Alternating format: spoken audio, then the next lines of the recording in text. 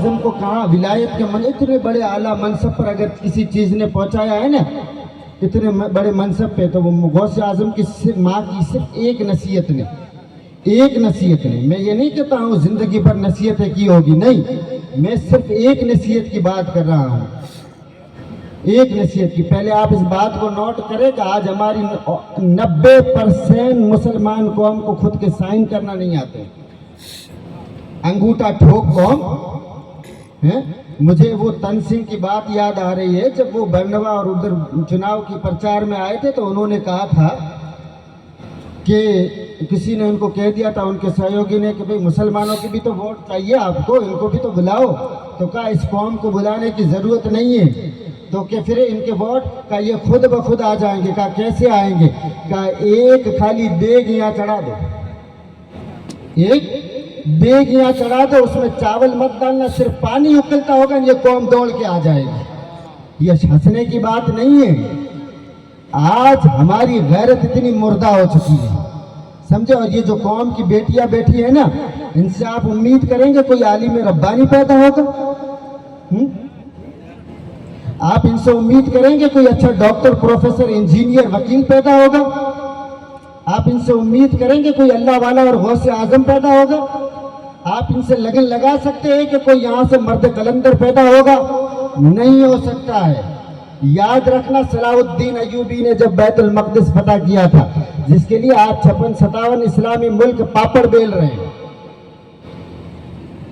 صلاح الدین ایوبی نے جب بیت المقدس فتح کر دیا تو جارج نے سامنے کھڑا کر کے صلاح الدین ایوبی کے آپ کے ہاتھ جوڑ کے کہا تھا، صلاح الدین خیر تو نے غوث اعظم کے لنگر کے ٹکڑے کھائے ہوں گے، غوث اعظم کے دستر کے ٹکڑے کھائے ہوں گے، لیکن یاد رکھنا صلاح الدین، آج سے ہم نے تیری وجہ سے تیری پوری قوم کو جان لیا ہے۔ کہا کیسے؟ کہا آج یہ بیت المقدس، یہ پاک جگہ تو ہم سے آزاد کرا رہا ہے، لیکن یاد رکھنا قیامت تک تیری نسل کے اندر ہم دوسرا صلاح الدین ایوبی پیدا نہیں ہونے دیں۔ کہا کیسے؟ کہا صلاح الدین ایوبی پیدا ہوگا اس وقت جب تمہاری بہن، تمہاری بیٹیاں، تمہاری ماں عزت آ رہے۔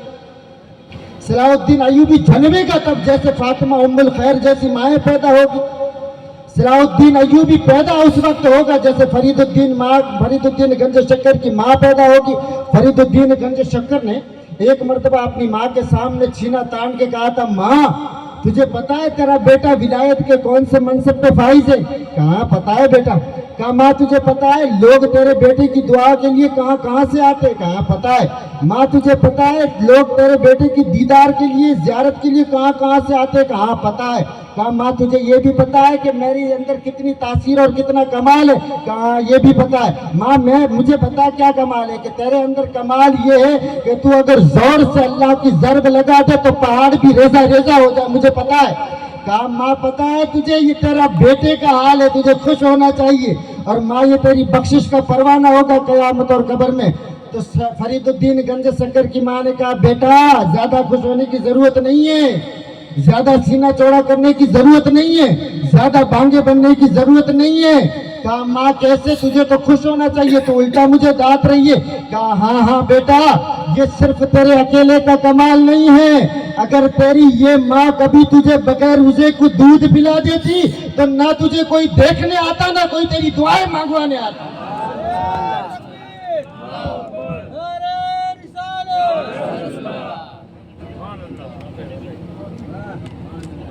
آپ کو سمجھ میں آ رہا ہے؟ ان نسلوں سے صلاح الدین ایوبی پیدا ہوں گے۔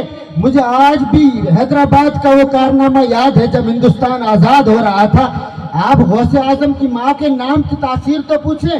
سیدنا غوث اعظم کی بارگاہ میں ایک مرید آ کے عرض کرنے لگا، سرکار میری 5 بیٹیاں ہیں، شادی کے لیے خرچہ نہیں ہے، غریب آدمی ہوں، آپ کا مرید کو سہارا دیجیے۔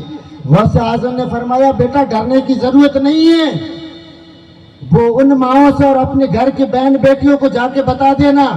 کہا بیٹا ڈرنے کی ضرورت نہیں ہے۔ کہا سرکار کوئی سہارا نہیں ہے، صرف آپ ہی ہے۔ کہا تیری بیٹیوں کو گھر پہ جا کے دینا کہ صبح فجر کے بعد 11 مرتبہ اور شام کو عشاء کے بعد 11 مرتبہ میری ماں فاطمہ ام الخیر کے نام کی تسبیح پڑھ لے، اللہ رب العزت میرے نام، ماں کے نام کے ورد کی برکت سے تیرے گھر میں برکت اتار دے گا۔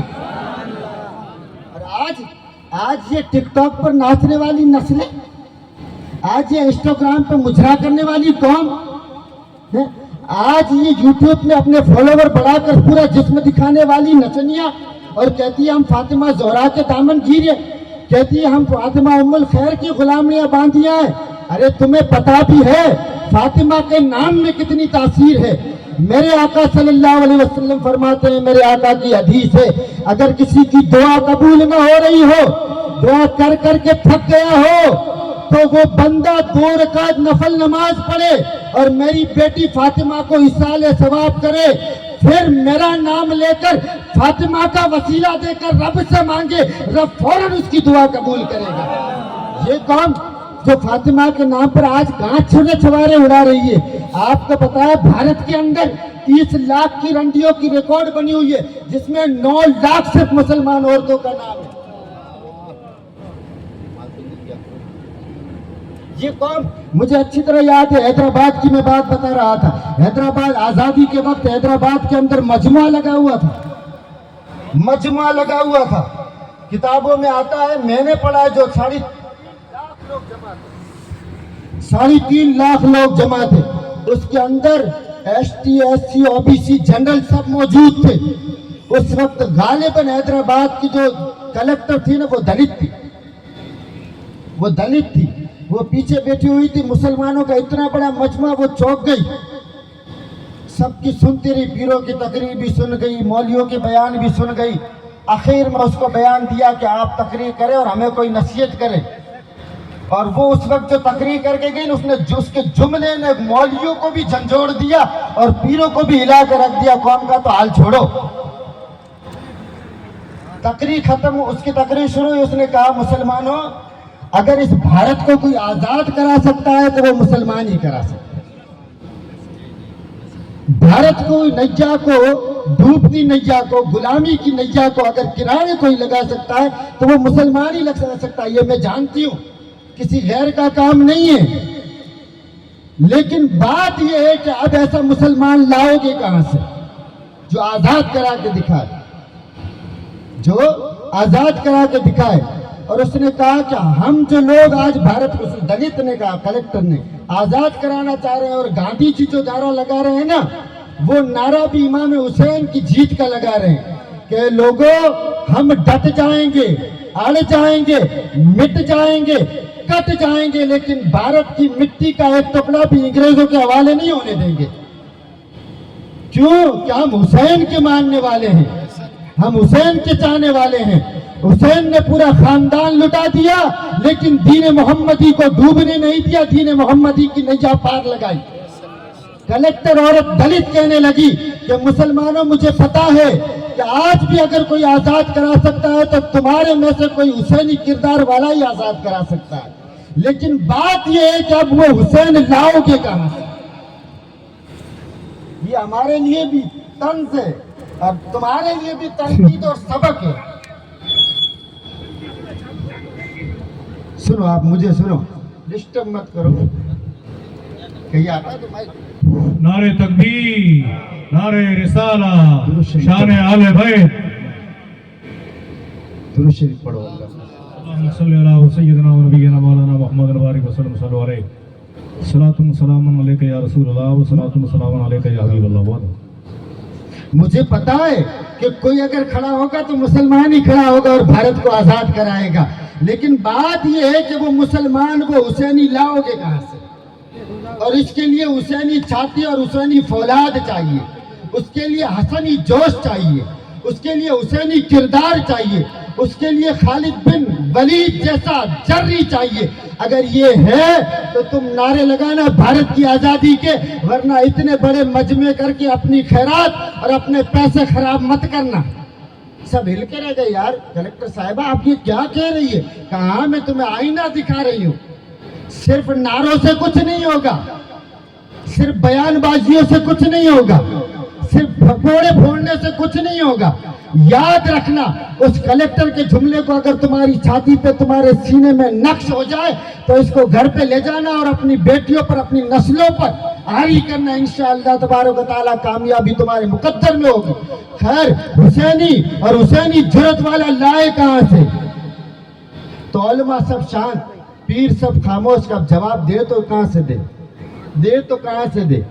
آخر میں وہ کلکٹر کوئی ہے جو حسینی پیدا ہو کر بھارت کو آزاد کرا سکے. اس نے سوال کیا, 3 بار اس نے آواز دی, کوئی ہے حسینی مجھے بتائے جو بھارت کو آزاد کرائے. 3 بار آواز دینے کے بعد 3 لاکھ کے مسلمان کے مجمع سے کوئی کھڑا نہیں ہوا.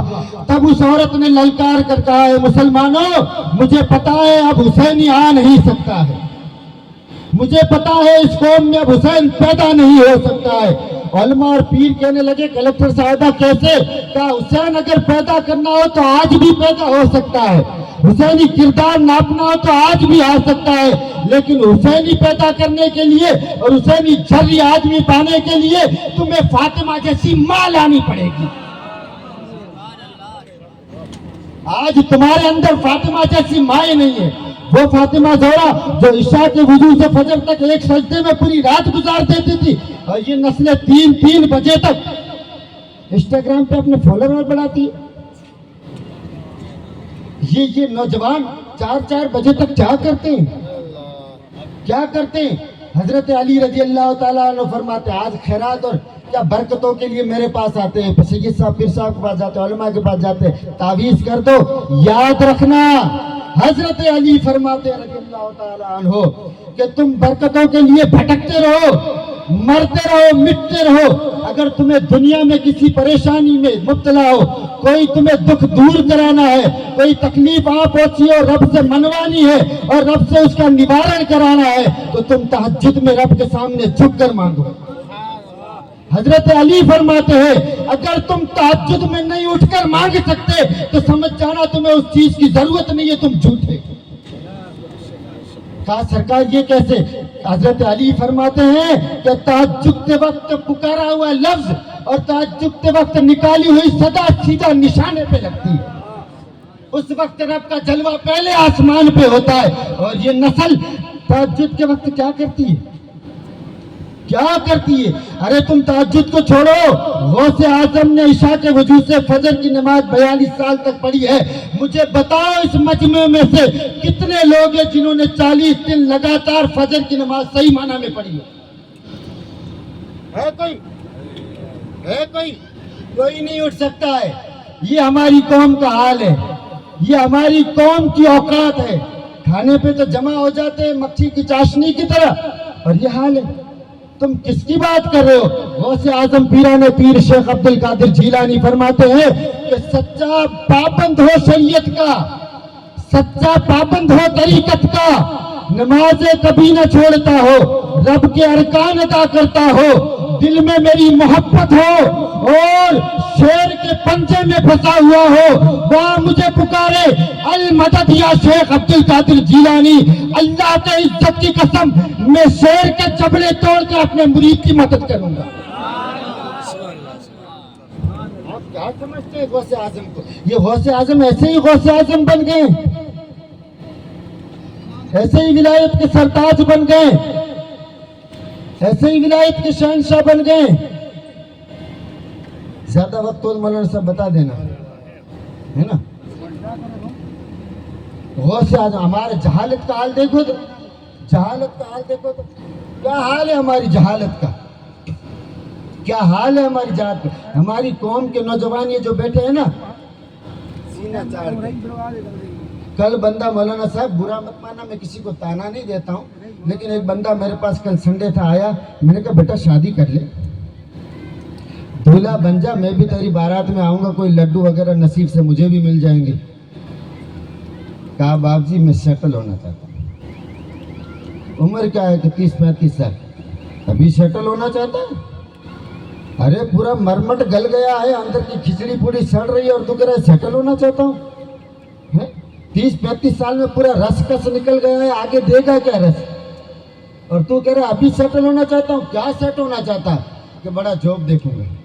تیرے ابا کو ملا ہے جاب؟ تیرا ابا کیا کرتا ہے؟ کہ میرا ابا وہ کم تھے کاریگر ہے.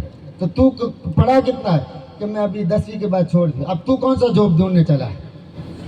10ویں کے بعد چھوڑ, تو جاب کون سا ڈھونڈنے چلا ہے؟ تجھے کون رکھے گا اپنے پاس؟ اور تیرا اولیاء تو دیکھ, تیری پینٹ تیرے ہڈیوں میں اٹکی ہوئی ہے, اگر وہ ہڈیوں کو تھوڑا ہتھوڑا مارا جائے وہ کھسک کے نیچے آ جائے اور تو سیٹل ہونا چاہتا ہے؟ کیا سیٹل ہونا چاہتا ہے؟ نمجمہ پڑھتا ہے باپ جی کو پڑھی جائے تو کیا سیٹل ہونا چاہتا ہے؟ سیٹل کیا ہونا چاہتا ہے؟ آج ہماری اکثر قوم کا یہ حال ہے، سیٹ ہونا چاہتا ہوں۔ کیا سیٹ ہونا چاہتے ہو؟ کیا کرنا چاہتے ہو؟ تم کس طرح سیٹ ہونا چاہتے ہو؟ جب تمہاری آنکھیں بند ہو جائے گی، تمہیں قبر کے نیچے دبا دیا جائے گا، تب سیٹ ہوگے۔ تمہارے انگوٹھے دبا کے باندھ دیے جائیں گے، تب سیٹ ہونا چاہتے ہو؟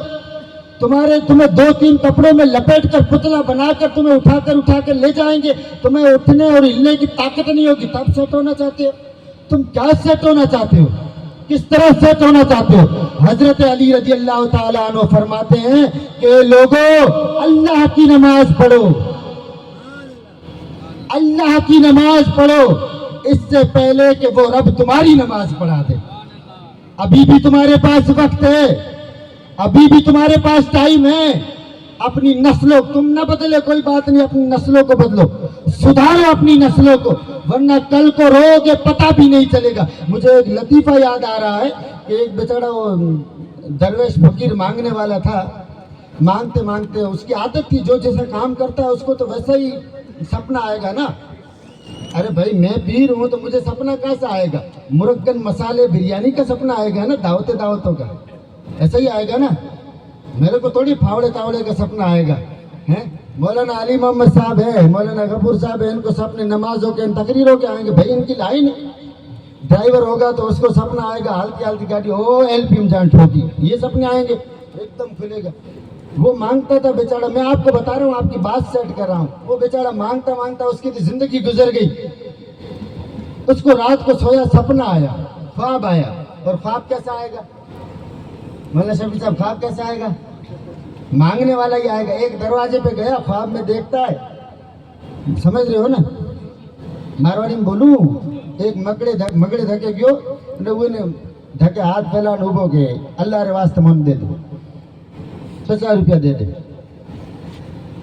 میں کوئی آئے میں نے کہ 50 روپیہ کون آپ 10 روپیہ لیں گے کہ نا 50 روپیہ دے، تھارو گھر اکڑو ونوڑو، تھارو اڑو بنگلو، نا 50 روپیہ دے، ہوں تھاری دعا کری، تھاری نسلو ہدری، نا کہ اور 10 روپیہ لین جا، نہیں تو ہی کو نہیں جا پڑو۔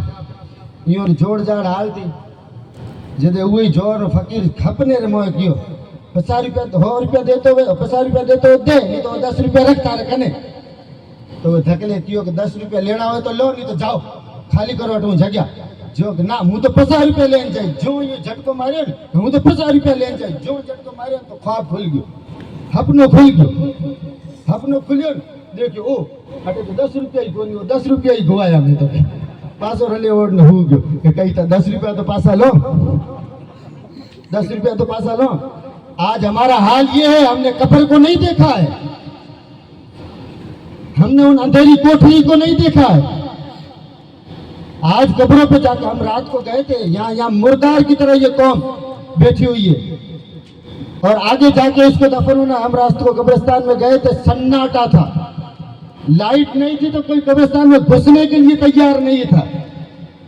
جاؤ تمہارے باپ دادا کی قبروں پہ جا کے دیکھو، کتے موت رہے ہیں۔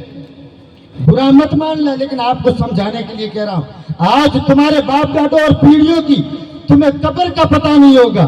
ارے ان کی قبروں پہ کوئی گھاس صاف کرنے والا نہیں ہے، قبر میں پانی میں اگر دس جائے برسات میں تو قبر صحیح کرنے والا کوئی نہیں ہے۔ اگر بیٹے کو پتہ بھی چل جائے تو وہ ڈرتا ہے۔ یاد رکھنا، اس فقیر کی طرح جب ہماری آنکھیں کھلے گی تب پتہ چلے گا کہ واپس 1 سیکنڈ کا موقع مل جائے، زندگی میں جا کر اللہ اور اس کے رسول کے بن کے دکھائیں گے، تب فرشتے کہیں گے اعلیٰ حضرت کا وہ نقش کھینچ کر آج لے ان کی پناہ، آج مدد مانگ ان سے، آج لے ان کی پناہ، آج مدد مانگ ان سے، کل نہ مانے کے قیامت میں گر تو مان گیا پھر نہیں چلے گی۔ آج بھی وقت ہے، تمہارے لیے توبہ کا دروازہ کھلا ہے۔ اللہ تبارک و تعالیٰ نے تمہارے لیے 4 دروازے، 8 جنت کے دروازے کھول رکھے، جس طرف سے جانا چاہو رب کو راضی کر کے آج ہی راستہ بنا لو، ورنہ یاد رکھنا پچھتاؤ گے اور حضور کی شفاعت کی امید بھی نہیں رہے گی۔ اعلیٰ حضرت فاضل بریلوی کہتے ہیں کہ لوگوں آج تمہاری آنکھیں کھلی ہے، آج تمہارے دھانپڑ جگے ہوئے ہیں، तुम्हारी सांसें चल रही है, ये सांस अगर रुक गई ना तो दुनिया का कोई डॉक्टर वापस नहीं ला सकता है। इस सांस को अगर उरूज देना है, अगर इस सांस को शफाअत की दहलीज तक पहुंचाना है तो आला हजरत कहते हैं लहद में इश्क रुके शहीदी का दाग लेकर चले। लहद में इश्क रुखे शहीदी का दाग लेकर चले, अधेरी रात सोनी थी चिराग लेकर चले, और ये चिराग इश्क मुस्तफा का, ये मोहब्बत मुस्तफा का चिराग है, ये हुजूर की वफा का चिराग है, ये हुजूर से वास्तगी का चिराग है, ये हुजूर से उल्फत का चिराग है, और आज हमारे अंदर ये खत्म होता जा रहा है। लोगों, इस वक्त को कद्र जानो और इन आस्थानों से जुड़े हो तो इन आस्थानों वालों के तरीके पे चलो। इन आस्थाने वालों के तरीके पे चलो। इनकी अगर खानकाहों से जुड़े हो ना तो इनकी खानकाहों के जो मशरब है उन्हें फॉलो करो, समझे, वरना कयामत को फिर तुम्हारे पास कोई चारा नहीं होगा। कहेंगे बाप जी दावत की थी बख्शवा दो, बाप जी है तुम्हारे तरीके में हालो केड़ी दावत होगी, फिर क्या करोगे? उस दिन फिर भले री आए कुछ नहीं चलेगा। उधर अल्लाह की पुलिस खड़ी होगी, फरिश्ते, वो रिश्वत नहीं लेती है। अल्लाह तबारक व तआला हमें औलिया से सच्ची पक्की वाबस्तगी अता फरमाए, और जो भी सुनने सुनाने में गलती हो अपने रहम करम से माफ फरमाए। वाखिर दावाना अनिल हम्दुलिल्लाहि रब्बिल आलमीन। अस्सलाम वालेकुम।